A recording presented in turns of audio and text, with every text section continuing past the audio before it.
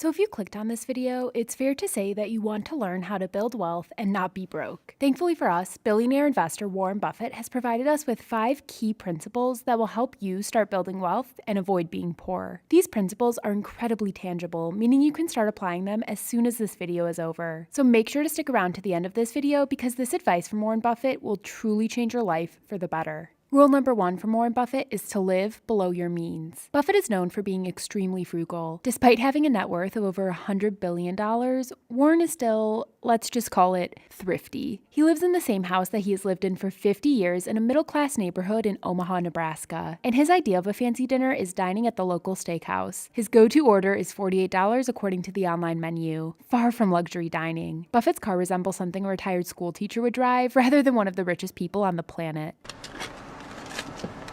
Nice wheels. Yeah. Well, So how old is this caddy? I think it's about 5 years or so. You'd think the third richest man in the world might have his own chauffeur, but not Warren Buffett. He prefers being in the driver's seat.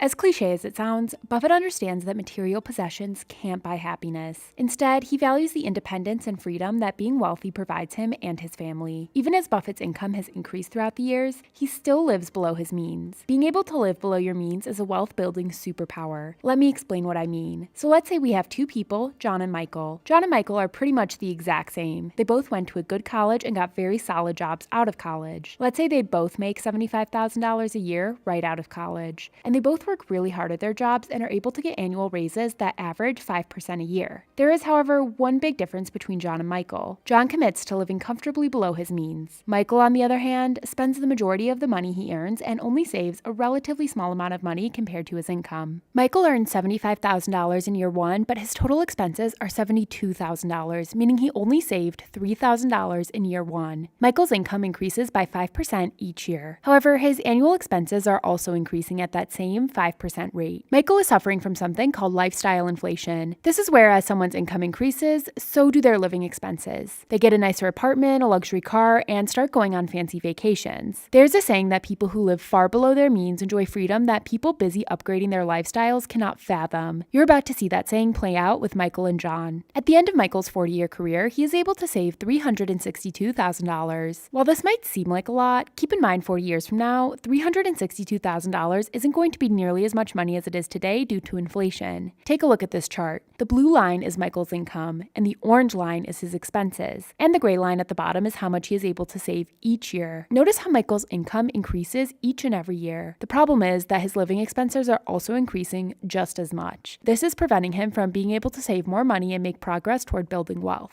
Let's see the difference with John. John is committed to living comfortably below his means. John also makes $75K a year, but decides to only live on $50,000 a year. John gets an annual raise of 5% each year. However, John is able to resist lifestyle inflation. His annual living expenses only increase by 2% each year. Let's see how different things turn out for John at the end of 40 years. John has saved a whopping $6 million at the end of his career. Despite making the exact same income as Michael, John was able to save nearly 17 times more money purely because John committed to living below his means and fighting lifestyle inflation. Take a look at John's chart. Notice how the orange line, his expenses, remain relatively stable throughout his career. This causes the gray line, how much John saves each year, to increase dramatically. This is why being able to live below your means is such an important factor in building wealth. This is the perfect example of the quote, "People who live far below their means enjoy a freedom that people busy upgrading their lifestyles can't fathom." John has way more freedom and independence than Michael. John could retire early if he wanted to. Michael needs his job to support his lifestyle.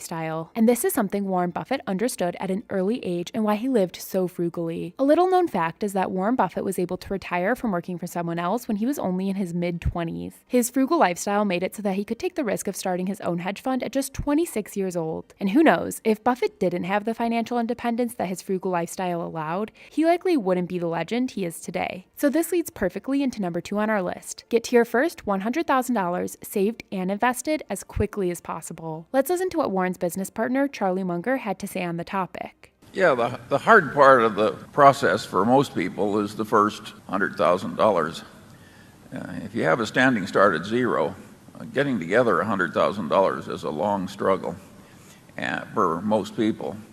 And I would argue that the people who get there relatively quickly are helped if they're passionate about being rational very eager and opportunistic and steadily underspend their income grossly. I think those three factors are very helpful.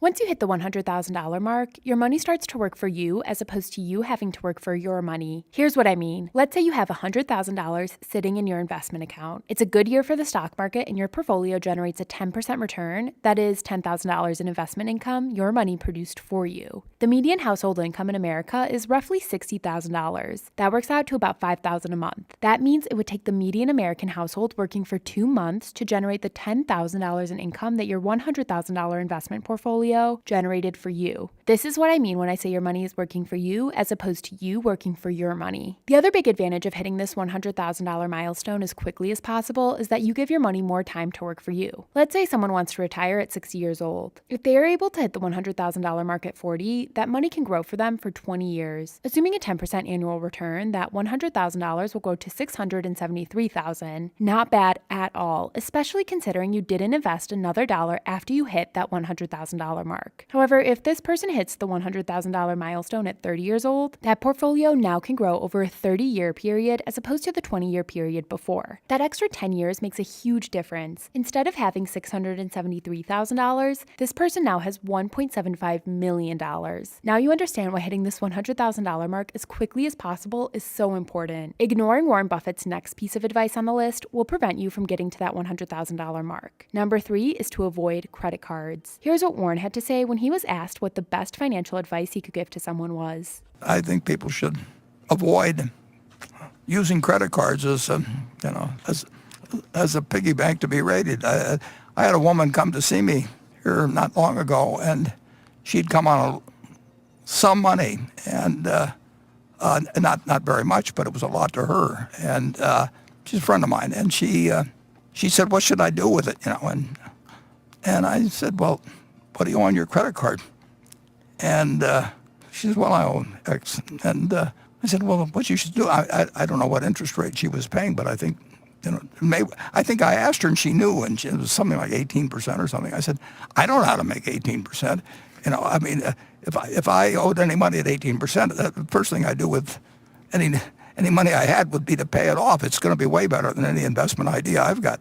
Having credit card debt is having the power of compound interest work against you. Let's say someone has $20,000 in credit card debt and the interest rate on that debt is 20%. That means this person will have $4,000 in interest that they have to pay just to prevent the debt from growing. If this person doesn't pay, that $4,000 gets added to the $20,000 they already owe. Now they owe $24,000. 20% of that is $4,800. If the person still doesn't pay, that $4,800 gets added to the $24,000. And now that person owes $28,800. This is compound interest working against you, not for you. Compound interest is extremely powerful, and you want to make sure it's on your side. Over the long term, the U.S. stock market has an average annual return of somewhere in the range of 7 to 10%. The average credit card has an interest rate of around 20%. This means that whenever someone pays down their credit card debt, they are generating a 20% return on that money. This is why Buffett said it's such a smart financial decision to avoid credit card debt. It is virtually impossible to become wealthy when you are borrowing money at a 20% interest rate. Maintaining a credit card balance is one of the surest ways to keep you poor. Number 4 on the list is only invest in things that you understand. Warren Buffett refers to this as his circle of competence. That is the key. It's defining what I call your circle of competence.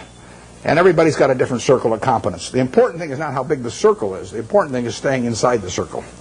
And if that circle has only got 30 companies in it out of thousands on the big board, as long as you know which 30 they are, you're okay. And you should know those businesses well enough so that you don't need to do lots of work. A circle of competence is an area of the world where you have useful knowledge that gives you an edge. Each of us, through experience or study, has built up useful knowledge in certain areas of the world. Some areas are understood by most of us, while some areas require a lot of specialization to evaluate. Buffett's business partner, Charlie Munger, summed it up perfectly. Here's what he had to say. "I look for things where I have an advantage over other people. I don't play in a game where the other people are wise and I'm stupid. I look for a place where I'm wise and they're stupid. You have to know the edge of your own competency." The quickest way to lose money is to invest in things you don't understand. We saw a lot of that over the past couple of years. People were investing in things they had no idea about simply because they thought it was easy money. They saw other people seemingly making money and they wanted in on the action. There's this misconception out there that in order to get rich, your circle of competence has to be extremely wide, that you have to be an expert on everything. Now, Buffett would disagree with this notion. He frequently tells the story of Mrs. B, the founder of Nebraska Furniture Mart, one of the companies Berkshire Hathaway owns now. Mrs. B was born in Belarus and came to America when she was 20 years old, not even knowing how to speak English. It wasn't until she was 40 years old when she opened the Nebraska Furniture Mart in the basement of her husband's store. The business became successful because Mrs. B understood two things very well: how to buy furniture at a discount and how to keep expenses low at her business. She didn't understand accounting, finance, how to invest, technology, or much of anything else. Her circle of competence was extremely narrow. However, that didn't stop her from becoming incredibly wealthy. She sold her business to Buffett for over $100 million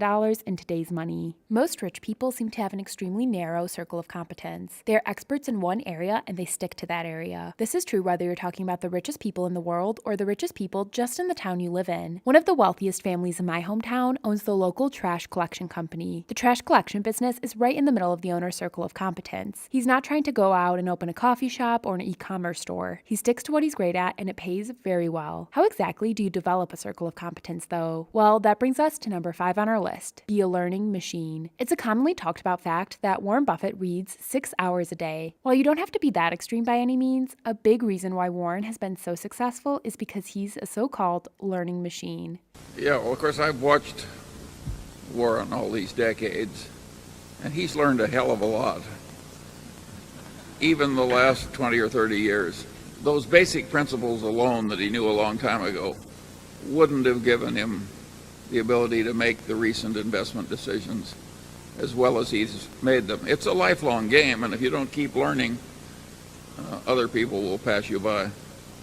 The knowledge and skill sets that helped Warren Buffett in his first taste of success isn't what caused him to become the greatest investor of all time. It was the fact that Warren was obsessed with bettering himself and improving his skills that made him one of the richest people in the world. When Buffett got his start, he was making money buying failing businesses that were selling for less than the value of everything the company owned. He would buy a business for $10 million that had $30 million worth of cash, equipment, and real estate. Because these companies were usually tiny by today's standards, that approach could only take Buffett so far. So he had to change his approach. Through continuously learning, Buffett eventually shifted his approach. He went from buying failing businesses that were incredibly cheap to buying great businesses that were selling for a fair price. 30-year-old Warren could have never imagined that his largest investment ever would be a technology company like Apple. However, Apple has been Buffett's most successful investment ever, with a profit of over $100 billion so far. The Warren Buffett that we know and love today wouldn't exist had he not been a learning machine. This advice still applies to you even if you aren't a billionaire like Warren Buffett. Meet Sam. Sam works in sales. Because he works in sales, his income is directly correlated to how much of his company's products he's able to sell to customers. Sam starts out as an average salesperson, meaning his income is also pretty average. However, let's say Sam watched this Investor Center video on Warren Buffett and he saw the importance of being a learning machine. Sam then decides to focus on improving his skill set when it comes to sales. Each year, Sam gets a little bit better. As he improves his skill set, he is able to sell more and more and his income increases. Each year, Sam gets better and better until one day he is the top performing salesperson in his office. Sam is making more money than he knows what to do with. While this is only an example, it demonstrates the importance of continuously learning and upgrading your skill set. The more you learn, the more you earn. This concept applies whether you're a salesperson, a plumber, a barber, a waiter, or an investor. So there you have it. If you made it this far in the video, make sure to like this video and subscribe to the channel because it's my goal to make you a better investor. Also, check out this other video here on Charlie Munger's advice on how to get your first $100,000 and why that will change your life. As always, thanks for watching and talk to you again soon.